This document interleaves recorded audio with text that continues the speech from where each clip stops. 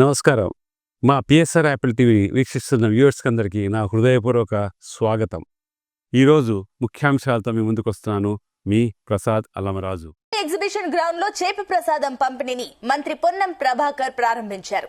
చేప ప్రసాదాన్ని ముందుగా బత్తిని అమర్నాథ్ మంత్రి పొన్నం ప్రభాకర్ కు వేసి ప్రారంభించారు. కార్యక్రమంలో రాజ్యసభ సభ్యుడు Anil Kumar Yadav, fisheries corporation chairman మెట్టు సాయి కుమార్, మదియాష్కి గౌడ్ తదితరులు పాల్గొన్నారు.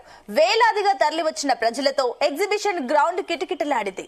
రేపటి వరకు ఈ చేప ప్రసాదం పంపిణీ జరుగుతుందని బత్తిన కుటుంబీకులు తెలిపారు. ఉదయం 10 గంటలకు పంపిణీ మొదలైంది. ఇక శ్వాస సంబంధిత వ్యాధుల నుంచి ఈ మందు ఉపశమనం కలిగిస్తుందన్న నమ్మకంతో ప్రజలు తరలి వస్తున్నారు. వారికి బత్తిని వంశస్థులు చేప మందు అందిస్తున్నారు. కాగా ఈ పంపిణీకి ప్రభుత్వం భారీగా ఏర్పాట్లు చేసింది. 42 క్యూ లైన్లను ఏర్పాటు చేసింది. ఇక మందు కోసం వస్తున్న వారితో నాంపల్లి ఎగ్జిబిషన్ గ్రౌండ్స్ కిటకిటలాడుతోంది. విఐపీలు, దివ్యాంగులు, వృద్ధులు, సాధారణ జనానికి ప్రత్యేక ఏర్పాట్లను చేశారు. ఈ నేపథ్యంలోనే భద్రతను కట్టుదిట్టం చేశారు. సుమారు 1000 మంది పోలీసులతో భద్రత కల్పిస్తుంది. నిత్యం సీసీటీవీలతో పర్యవేక్షణ చేస్తున్నారు. ఇక నాంపల్లి ఎగ్జిబిషన్ గ్రౌండ్ లో నేడు రేపు మందు పంపిణీ జరుగుతుంది. ఉదయం 9 గంటలకు మృగశిర కార్తె ప్రవేశించింది. దీంతో చేప మందు పంపిణీ ప్రారంభించారు. పంపిణీ ఆర్ఎండ్బి అధికారులు క్యూ లైన్ల కోసం కూడా బ్యారికేడ్లను ఏర్పాటు చేశారు. జీహెచ్ఎంసీ అధికారులు పారిశుద్ధ్యంతో పాటు మొబైల్ టాయిలెట్స్ ఏర్పాటు, వాటర్ వర్క్స్ అధికారులు మంచినీటి సరఫరాకు కౌంటర్లను కూడా ఏర్పాటు చేశారు. రెవెన్యూ యంత్రాంగం ప్రత్యేక సహాయ కేంద్రాన్ని ఏర్పాటు చేసింది. ఫిషరీస్ డిపార్ట్మెంట్ ద్వారా 1,00,000కు పైగా చేప పిల్లలను అందుబాటులో ఉంచింది. చేప ప్రసాదం కోసం సమయానుసారం ప్రత్యేక టోకన్లను కూడా ఇస్తామంటుంది.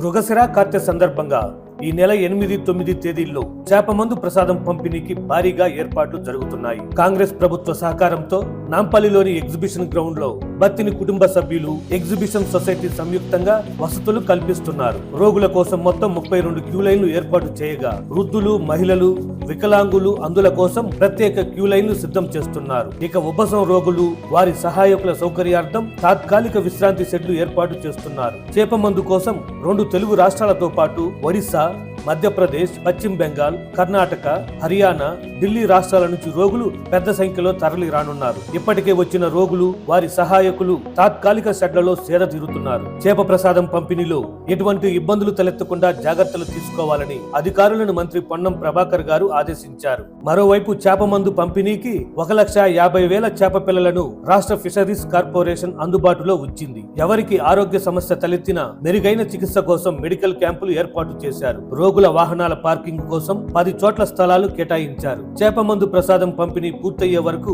వచ్చిన 1000 మందికి ఉదయం అల్పాహారం, మధ్యాహ్నం, రాత్రి భోజన వసతి కోసం రాష్ట్ర ప్రభుత్వం అన్ని ఏర్పాట్లు చేసింది. ఇది కదా ప్రజా పాలనంటే.